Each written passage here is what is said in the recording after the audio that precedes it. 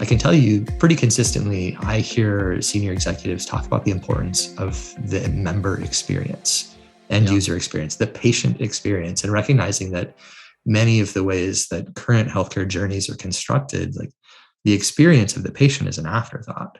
And so if you as a product team, you as an entrepreneur are building something with that patient experience top of mind, and as a result, and like I want to layer in here, I'm not a designer and I've been adjacent to product development for the past couple of decades, but like I'm not great at it. So what I would look at is not a review of the product myself as if I'm some sort of expert in that space. I would look for data to tell the story that you actually implemented that level of thoughtfulness about whoever your end user is.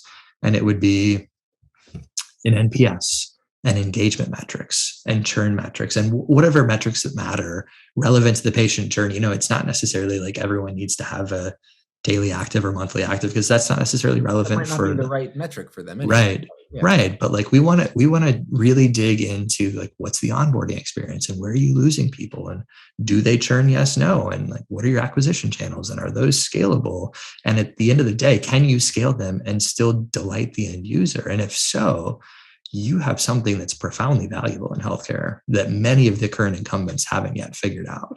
Yeah. So that's how we think about product when we're looking at prospects. Yeah, I think there's a lot right there. We talk to companies all the time, obviously within our business, and I talk to startups that are pitching us.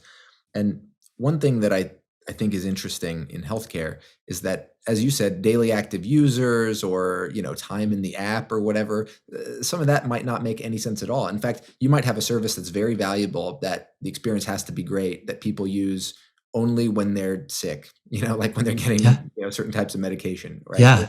They might use it once a month or twice a year, but that experience has to be like great. They have to get everything out of it that they need to get out of it. And, if you're looking at even like a big payer or something, right? Maybe they need to be able to self-serve themselves, right? Without having to get on the phone and, spend an hour of somebody's time, navigating through something that's difficult, right? It's like, there's a lot of other metrics that they need to look at to see how it's delighting the customer, not just are they spending lots of time in the app? Because in fact, spending lots of time in an app could be bad. It could be the antithesis of the business, right? Yeah. If your app is predisposed to set people up for a health trajectory, they should be spending less time in it over time, which is now a really complicated proposition to integrate into like a business model to like sort that.